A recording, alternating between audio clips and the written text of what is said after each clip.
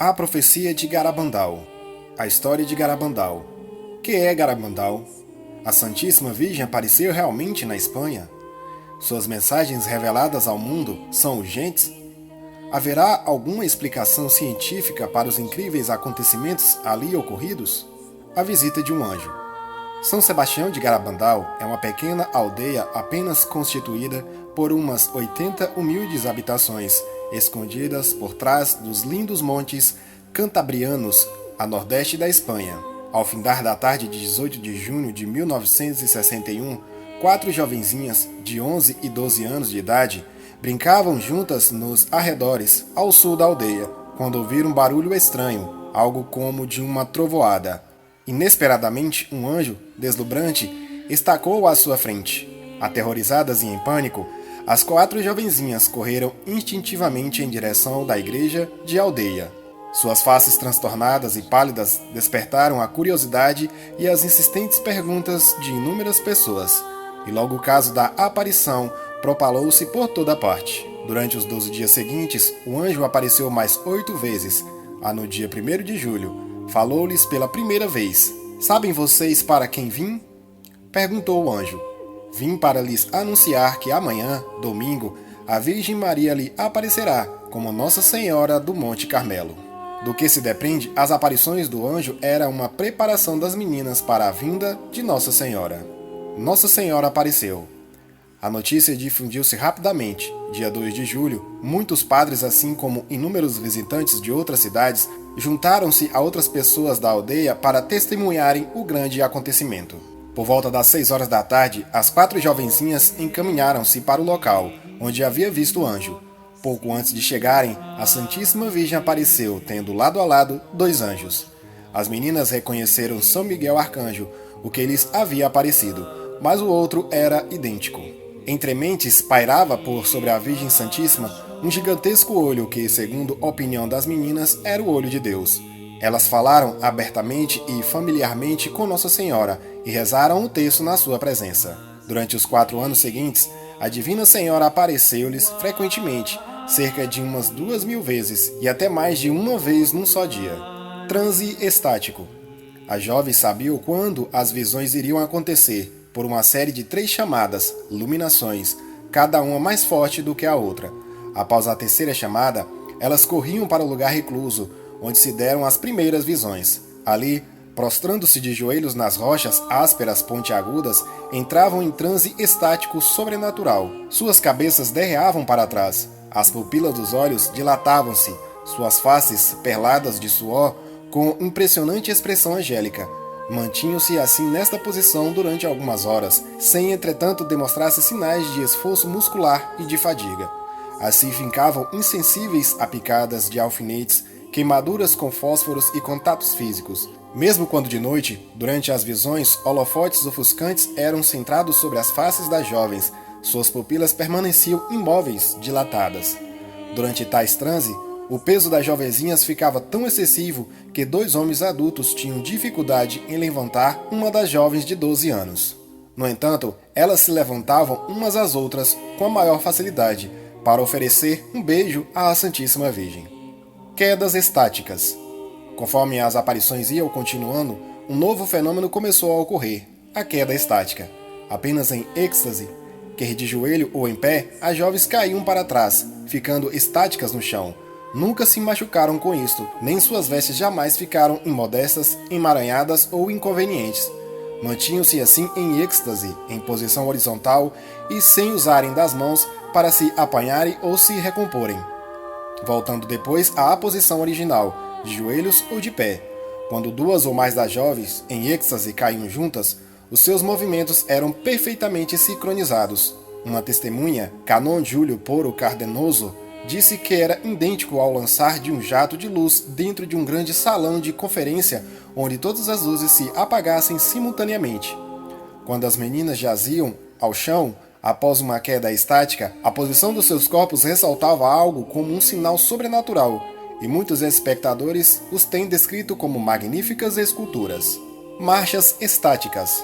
Outra característica excepcional das aparições, sobrevinda quase ao mesmo tempo da queda estática, é a marcha estática. De cabeças decaídas para trás, de uma maneira característica e sem verem para onde iriam, as meninas marchavam de braços dados para diante e para trás, sem a menor dificuldade, por sobre terreno acidentado e perigoso, e algumas vezes com passos tão rápidos que os espectadores não conseguiam acompanhá-las.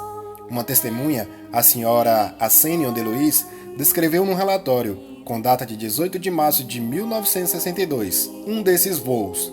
A partir da aldeia, subindo a rampa rochosa e até o pequeno bosque de pinheiros que pendia na direção da aldeia, a menina subia a rampa e descia novamente para trás numa velocidade incrível. Por vezes, as jovens faziam lembrar aviões planando no ar, quando aparentemente sobrevoaram o terreno, de braços estendidos, tocando apenas o chão com as pontas dos pés. Objetos beijados. Desde o primeiro dia das aparições, as meninas apresentavam à Virgem objetos religiosos para que ela os beijasse. Isto foi sugerido por Nossa Senhora, e quando as pessoas tomaram conhecimento, numerosos textos crucifixos, medalhas e alianças eram entregues às pequenas videntes. Tal era o acervo de objetos religiosos depositados sobre uma mesa para tal fim, que seria humanamente impossível para jovens poderem devolvê-los aos próprios donos sem equívocos. No entanto, quando em êxtase e guiadas por Nossa Senhora, as meninas devolviam sempre as medalhas, alianças e outros numerosos objetos às pessoas certas. Na última visita de Nossa Senhora a Garabandal, ela disse à vidente Conchita Gonzalez: "Pelo beijo que eu concedi nesses objetos, o meu filho realizará prodígios." Essa promessa tem sido um fato real e continua a realizar inúmeras curas físicas, bem como conversões espirituais por todo o mundo. Primeira mensagem significativa. Todos os aspectos fenomenais das aparições não tiveram o seu final aqui. Era um processo que Nossa Senhora usava para atrair nossa atenção e poder transmitir-nos um comunicado urgente. Em julho de 1961, Nossa Senhora deu uma mensagem às meninas e pediu-lhes que a tornassem pública no dia 18 de outubro de 1961. Sendo avisados com bastante antecedência, mais de 3.000 pessoas acorreram à aldeia, sob a inclemência de um dia encharcado de chuva, para ouvirem o seguinte: "Nós temos que fazer muitos sacrifícios e muita penitência, assim como visitar frequentemente o Santíssimo Sacramento, mas, antes de tudo, devemos levar uma vida santa, senão, um castigo cairá sobre nós. O cálice está a encher-se muito, e se nós não nos emendarmos, um grande castigo sobrevirá a todos nós." Foi desejo da Santíssima Virgem que esta mensagem se tornasse conhecida universalmente. Frei Luiz Andreu. Muitos padres vieram à aldeia de Garabandal para observarem as videntes e em êxtase. Um padre jesuíta, Padre Luiz Maria Andreu, na noite de 8 de agosto de 1961, quando observava as meninas em êxtase, foi-lhe concedido o privilégio de ver a Santíssima Virgem Maria e o grande milagre que havia de ver. Pessoas que estavam perto dela nessa noite ouviram-na repetir 4 vezes: "Milagre, milagre", e ficaram admirados com a expressão tão profundamente transformada de sua face banhada de lágrimas. Ele foi a única pessoa que, durante o êxtase, viu o milagre prometido e a única pessoa, além das 4 videntes, que viu a Santíssima Virgem.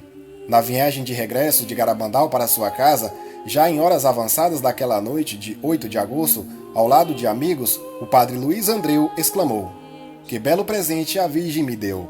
Que sorte a minha em ter uma mãe assim no céu! Nós não devemos temer o sobrenatural. Hoje é o dia mais feliz de toda a minha vida." Proferidas estas palavras, morreu de contentamento. Milagre. Após inúmeras insistências das videntes para que se realizasse um milagre para que todos pudessem ver e crer, o anjo finalmente consentiu e disse à vidente Conchita Gonzalez que no dia 18 de julho de 1962, a comunhão invisível que lhes tinha dado a ela e a outras videntes poderia nesse dia ser vista na língua dela, mas só ela deveria anunciar tal fato 15 dias antes. No dia pré-estabelecido, Conchita em sua casa entrou em êxtase, saiu, deu a volta numa esquina e caiu de joelhos numa rua adjacente. À medida que a multidão se acotovelava à sua volta, ela pôs a língua para fora, e nela apareceu imediatamente uma hóstia branca e muito brilhante. Uma testemunha, que estava a uns centímetros de distância, espalhou a sugestão de uma impostura. Não pareceu ter sido lá depositada, mas talvez se possa descrever que, pelo contrário, lá se materializou, mais rápido do que o olho humano possa ver. Todavia, Um fotógrafo amador com uma máquina de cinema conseguiu filmar os últimos momentos do milagre. Segunda mensagem significativa. Próximo do fim das aparições, Nossa Senhora disse às videntes que estava descontente, pois sua primeira mensagem fora despercebida.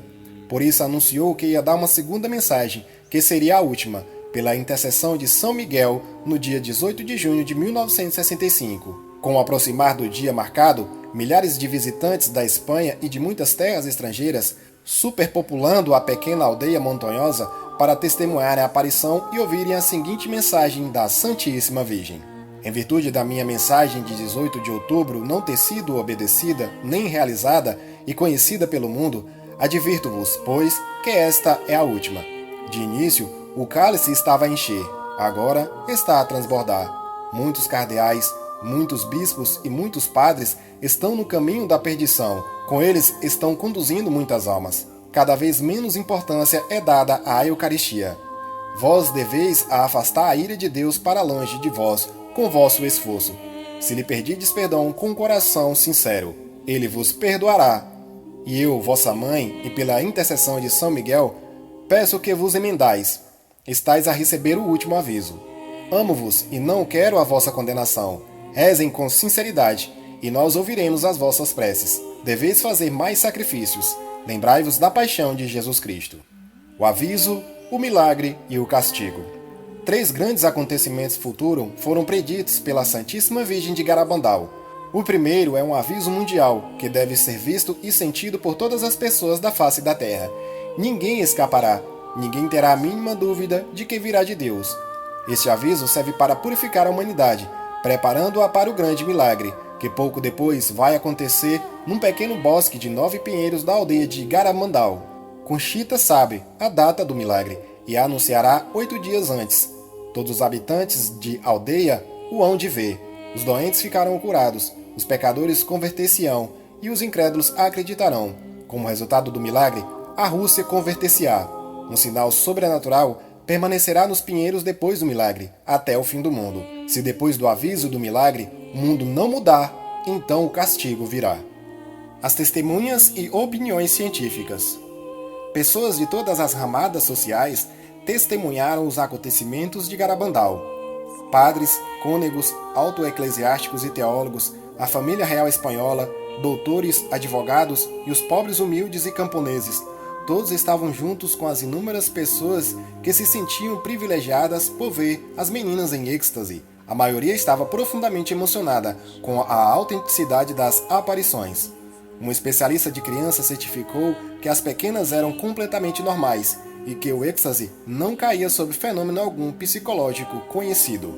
O doutor Ricardo Puncernal, dirigente dos neuropsiquiatras espanhóis, disse: do ponto de vista rigorosamente científico, não se pode negar a possibilidade de uma coisa sobrenatural em todos esses fenômenos. O Dr. Garcia Ruiz e o Dr. Ortiz Gonzalez depuseram: mantemo-nos calados, seria uma autêntica covardia científica. Nós não encontramos nenhuma explicação convincente para tal fenômeno. O apóstolo cego.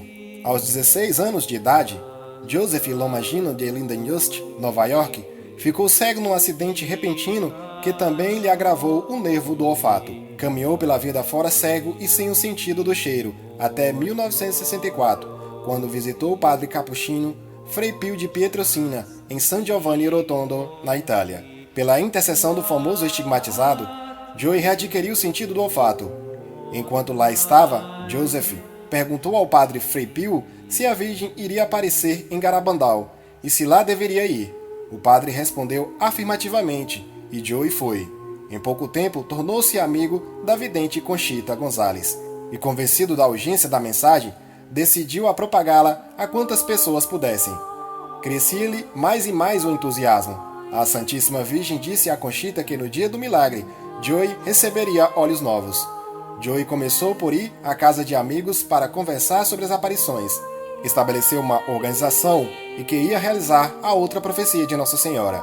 A casa de caridade que Joey vai estabelecer em Nova York traz a grande glória para Deus. As convenções locais em breve transformaram-se em conferências que se alastraram por toda parte dos Estados Unidos. Finalmente, guindaram-se às fronteiras e até o ultramar. Espalhar a mensagem. Num espírito de cooperação fraterna, os fundadores de Garabandal, em outras terras, alinharam-se a Joey Lomadino e a organização base de Nova York habilitou o estabelecimento de uma rede internacional.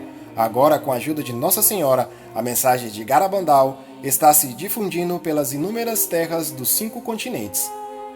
A posição da Igreja em Garabandal. As aparições de Garabandal não têm sido aprovadas nem desaprovadas, mas ainda se acham sob a investigação da Igreja.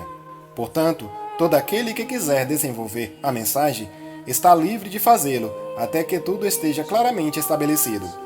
A realização desses acontecimentos está ainda para chegar, e à espera de uma decisão final de Roma, nós permaneceremos dóceis e obedientes às determinações da Santa Igreja Mãe. Vássula, 2 de dezembro de 1987. Disse Jesus: a mensagem de Garabandal é autêntica e deve ser difundida e honrada. Santifiquem Garabandal. Não podem ver e compreender que os erros estão sendo repetidos? Estão a repetir os vossos erros de Fátima? Ó criação, quando acreditareis em mim? O bispo de Leiria e Fátima, Dom João Pereira Venâncio, confirma ele próprio a mensagem de Garabandal.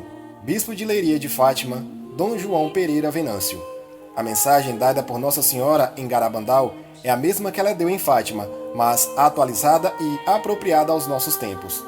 O Padre Pio garantiu em vida a autenticidade das aparições de Garabandal, tendo se encontrado com Conchita em San Giovanni Rotondo em 1966, mas já em 1962 Nossa Senhora tinha prometido de que ele veria por antecipação o milagre de Garabandal. O próprio Papa Paulo VI, depois de ter recebido a Conchita, confirmou a autenticidade e a importância das aparições de Garabandal. Papa Paulo VI. Garabandal é a obra mais maravilhosa da humanidade depois do nascimento de Jesus. É a segunda vida da Santíssima Virgem nesta terra. É importantíssimo dar a conhecer ao mundo estas mensagens. Louvado seja nosso Senhor Jesus Cristo, para sempre seja louvado e sua Mãe Maria Santíssima.